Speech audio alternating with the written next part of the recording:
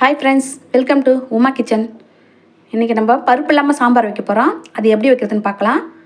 இப்போ நான் கொஞ்சம் நெய் எடுத்து வச்சுருக்கேன், கொஞ்சம் எண்ணெய் எடுத்து வச்சுருக்கேன், கடுகு இருக்குது, சீரகம் எடுத்து வச்சுருக்கேன், தேவையான உப்பு சேர்த்துக்கலாம்.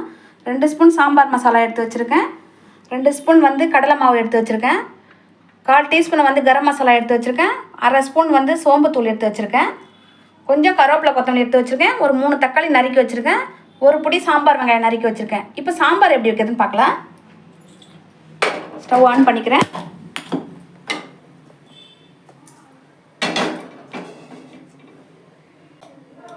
ஒரு ஸ்பூன் நெய் சேர்த்துக்கிறேன்.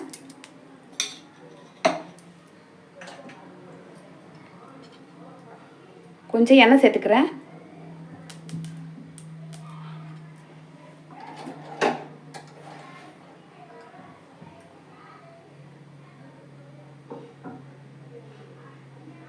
ஒரு 1/2 ஸ்பூன் கடுகு சேர்த்துக்கிறேன்.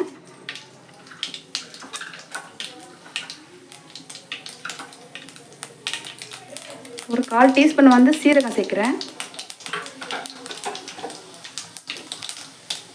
வெங்காயம் சேர்த்துக்கலாம். கருவேப்பிலை சேர்க்குறேன்.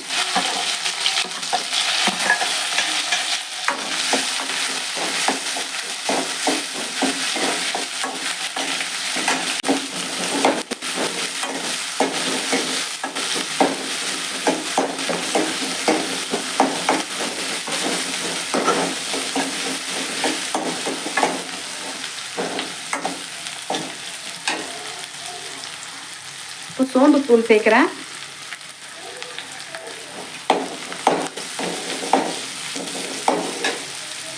இப்போ கரம் மசாலா சேர்த்துக்கிறேன்.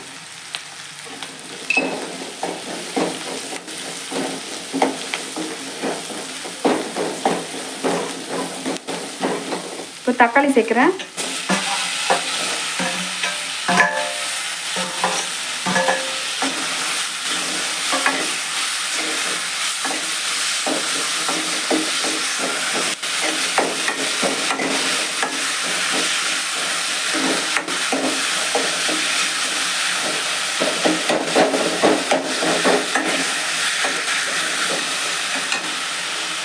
கொஞ்சமாக பெருங்காயத்தூள் சேர்த்துக்கிறேன். கொஞ்சம் மஞ்சப்பொடி,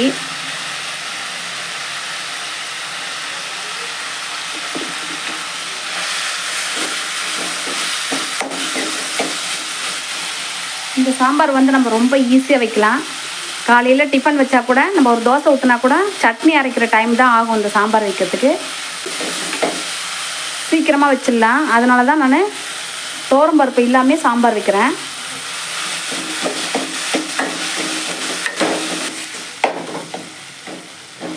இப்போ நல்லா வதங்கிடுச்சு. இப்போ தண்ணி சேர்த்துக்கலாம்.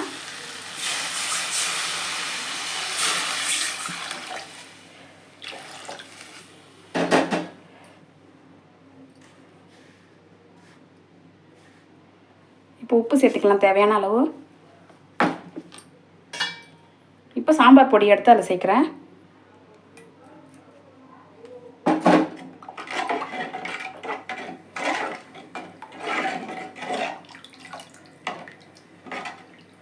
இது அப்படியே கொஞ்சம் கொதிக்கிட்டா, கொதிச்சுக்கு அப்புறம் நம்ம கடலை மாவு சேர்த்துக்கலாம்.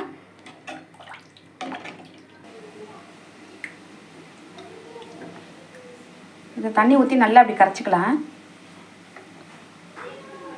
திரியாக இல்லாமல் நல்லா கரைச்சிக்கலாமா மாவு.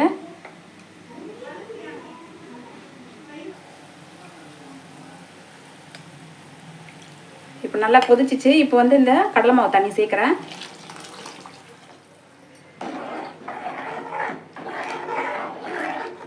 இப்போ நல்லா கொதிக்கிட்டேன்.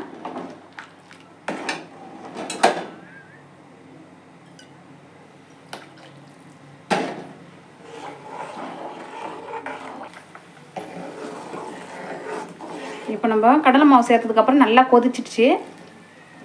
இப்போ ஸ்டவ் ஆஃப் பண்ணிக்கிறேன்.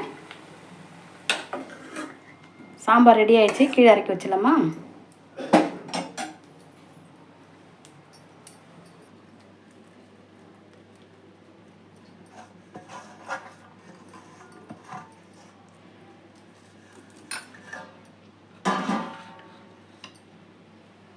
கமகமன ருசியான சாம்பார் ரெடி ஆயிடுச்சு பாருங்கள். கண்டிப்பாக ட்ரை பண்ணுங்கள். மறக்காமல் சப்ஸ்கிரைப் பண்ணுங்கள், லைக் போடுங்க, ஷேர் பண்ணுங்கள்.